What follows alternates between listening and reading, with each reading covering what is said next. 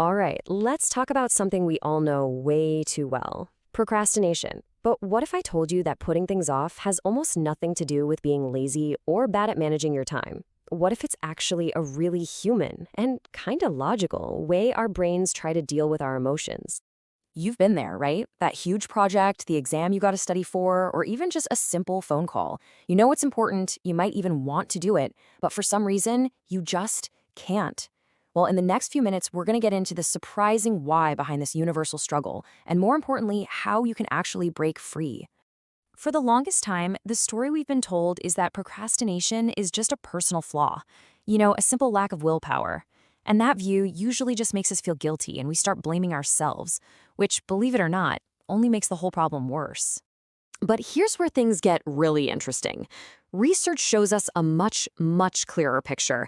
It turns out that not every time we put something off is the same. There's actually a huge difference between anxiously avoiding a task and strategically delaying it. And this is the key distinction. On one side, you've got passive procrastination. That's the one that just paralyzes you with anxiety. But on the other hand, there's active procrastination, which is actually a conscious choice. These are the people who intentionally use the pressure of a deadline to get laser focused and do their best work. See the difference? They aren't avoiding the task. They're mastering their timing.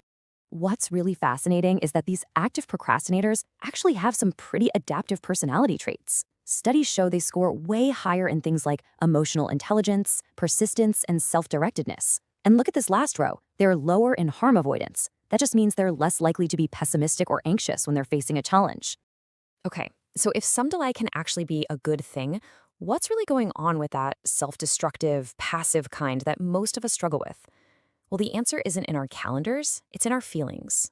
This right here, this is the main event. Procrastination is not a time management problem. It's an emotion regulation strategy. When we procrastinate, our brain is literally just trying to protect us from feeling bad, from anxiety, boredom, insecurity, or fear of failure. Putting the task off gives us this immediate but very temporary mood boost. It's a coping mechanism, just not a very good one. And here's exactly how that vicious cycle works. It all starts with a task you just find unpleasant. Your brain's priority isn't the long-term goal, it's to stop feeling bad right now. So you delay, and for a little bit, you feel better. But that relief is super short-lived, and the task is still there. Only now it feels even heavier, because you've got a tighter deadline and a dose of guilt. Now, this whole emotional cycle isn't just in your head. It has serious, real-world consequences for our physical health. This is where procrastination stops being just a thief of time and starts becoming a thief of your well-being. Okay, this is a pretty startling discovery from recent research.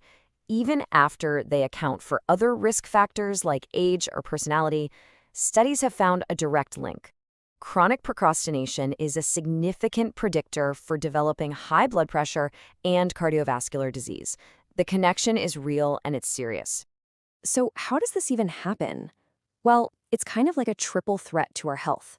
First, you've got the direct, chronic stress of those unfinished tasks just wearing down your body. Second, people who put off work also tend to put off taking care of themselves.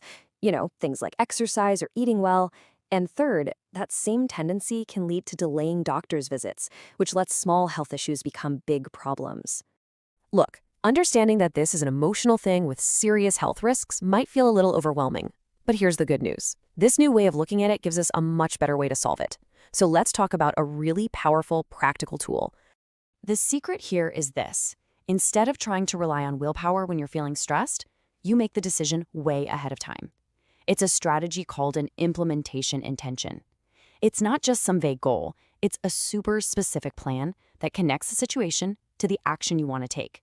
You're basically creating an automatic habit for your brain. The magic is in this ridiculously simple format. If X happens, then I will do Y.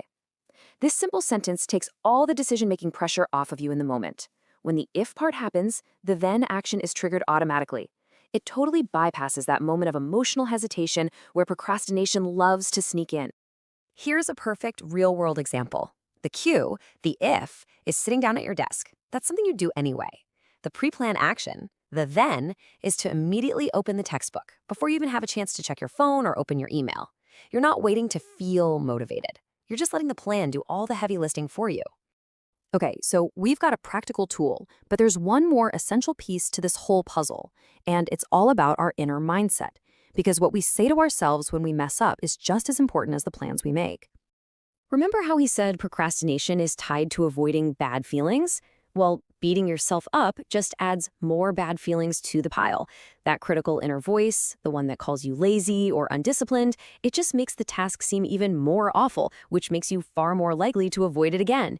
It's a totally vicious, self-defeating loop. The powerful alternative here is self-compassion. Now, this isn't about letting yourself off the hook. It's about being kind to yourself when you're facing a challenge. Instead of blaming yourself, try just acknowledging the feeling without any judgment. A reframe like this actually reduces the negative emotional weight of the task, making it so much easier to just start with one small step. So let's bring this all together. Procrastination isn't a character flaw. It's just a misguided attempt to manage difficult emotions. By swapping that strategy for a concrete if-then plan and adding a dose of self-compassion, you can actually break the cycle for good. So I'll leave you with this question. What's one small, kind plan you can make for yourself right now? That one small step could be the start of a whole new way of working and living.